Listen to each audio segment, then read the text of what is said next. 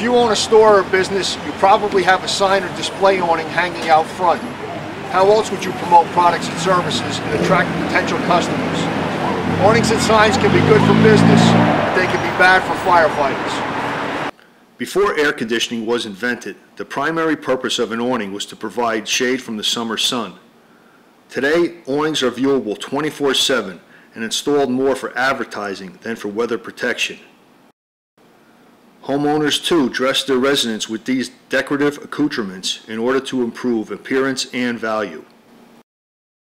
Awnings come in a wide variety of shapes and sizes. Traditional awning installation requires building a frame to a specific size and shape. Today, frames are constructed of 1x1 or 2x2 steel or aluminum tubing, engineered to provide the greatest amount of strength using the least amount of material. Galvanized steel or extruded aluminum are welded together to form a cage that will support the cover. Covers can be plastic or weather-resistant fabric. Once the cover is made, it is either laced on with small diameter rope or on aluminum frames stapled into position. All awning hardware must be mounted on a window frame or exterior wall to keep the awning level. If there is not enough room above the window or door, awnings can be mounted on roof brackets. Awnings often run the entire width of the building front and project out over the sidewalk. The standard projection would be approximately half the height of the display window. To make sure they catch your eye, dramatic lighting effects are also being incorporated into the display.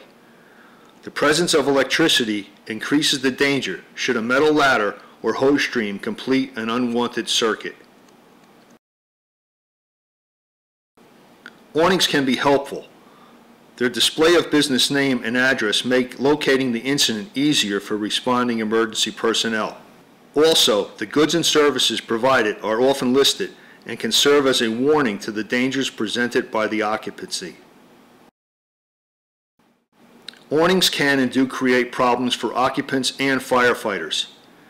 Improper installation of an awning can block the use of the fire escape drop ladder. Windows used by occupants for escape or by firefighters for ventilation, entry, and search are often obscured from view by large display awnings. Their projection out over the sidewalk can also affect safe ladder placement due to the inability to reach the window. Fire officers must be proactive in their approach at buildings with these hazards. Awnings can present some of the same problems as gates and window bars. They may impede entry and exit for firefighters who are conducting interior operations. Placing ladders against an awning is not an acceptable practice.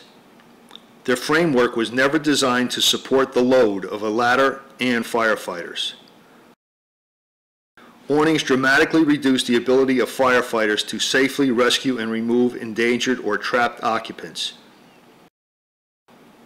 Placing a ladder at a window or roof with an awning below will drastically change the angle of the ladder. Ladders are designed to be climbed at an angle of 70 to 75 degrees. Decreasing the ladder angle puts firefighters at risk. Ladder load limits are decreased, and the chances the ladder will slide out are increased. During the initial size-up, first arriving units must be aware of ground ladder limitations due to awning obstruction and allow for applicable ladder truck placement.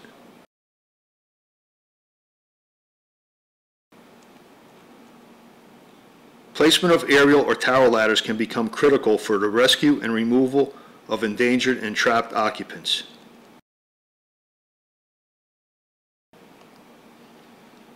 Awnings can also have an adverse effect on the ventilation of the fire building. When located above the ventilated windows, they catch smoke and heat and push these products of combustion down on firefighters. Awnings can also have a serious effect, allowing fire to spread via auto exposure up or across the outside of the building. Should the awnings themselves catch fire, burning plastic and vinyl become an immediate hazard to the forces below. Window awnings will also impede the operations of outside master streams. reducing angle and area, stream reach and penetration are drastically diminished.